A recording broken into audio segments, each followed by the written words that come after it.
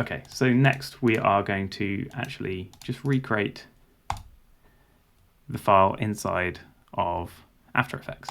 So we're not even going to transfer anything from Figma, we're just going to create it directly in After Effects, and I'm going to show you how to do that. This will be really useful for if you want to skip the Figma step entirely, or if this plugin isn't actually sending it over correctly, you can just recreate it in Figma. So the first thing we're going to do is we're going to get the size of this file. So it is 720 by 400. So I'm going to press Command K and resize this. So make sure you haven't got locked aspect ratio on if it's changing both the numbers at the same time. And I'm also going to change the duration to, let's say, 4 seconds for now. You probably don't need to do that at the moment. We'll come to that in the animation episode next time. Okay, so we've got our composition at the right size. Next step, we need to create this toggle background. So let's name this first. So I'm just going to call this toggle AE, so toggle After Effects. And to rename stuff, you just click it and press enter, and then press enter again. And next we're going to create a new shape layer. So to do that, go down to this section here, click new, right click, and then click new shape layer, and that shape layer is here. So inside our contents, we want to add a rectangle.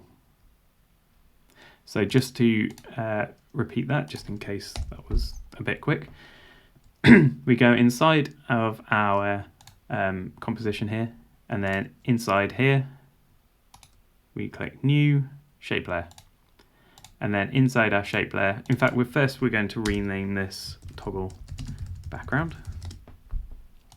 You can also specify a color for this bar here. Let's make it green. And then under contents, you'll see this add, and we're going to click add, and we're going to add a rectangle. So now we have a rectangle path, which we want to make 700 by 400. I've actually got that link, so I need to unclick that. And was it 700? It was 720 by 400. So remove that link because we don't want it to be a fixed aspect ratio.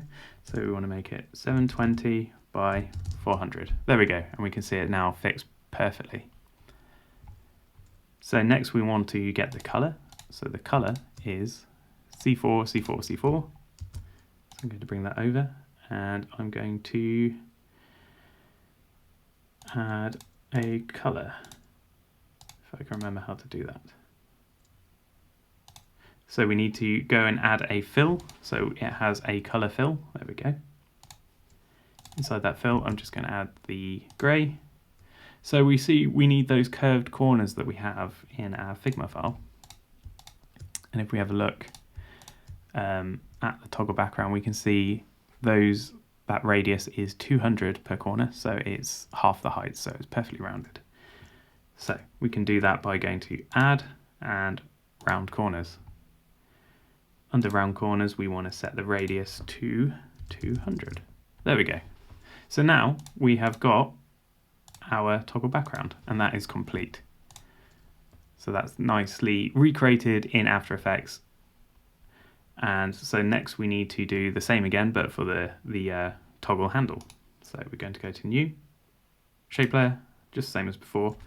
Rename this toggle handle. I'm going to make this a pink, so they're quite different. Again, we're going to go into contents, and we're going to add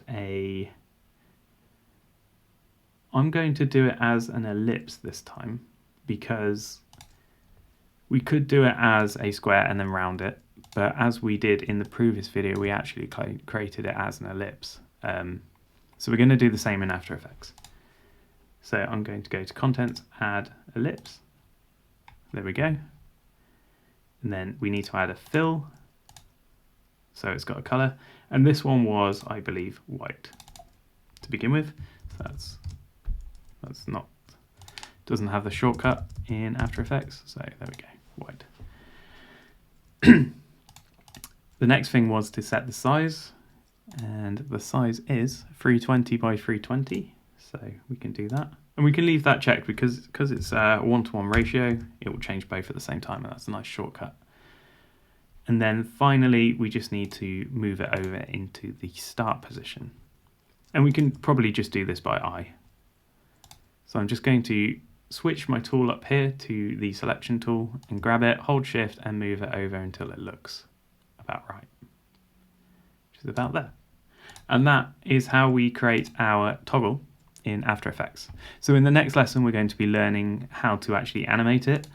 So we'll be creating an animation similar to this, but because it's in After Effects, we can make it so much better, so much smoother. We can add loads of curves. We can control it exactly how we like and get it perfect, ready for our exporting.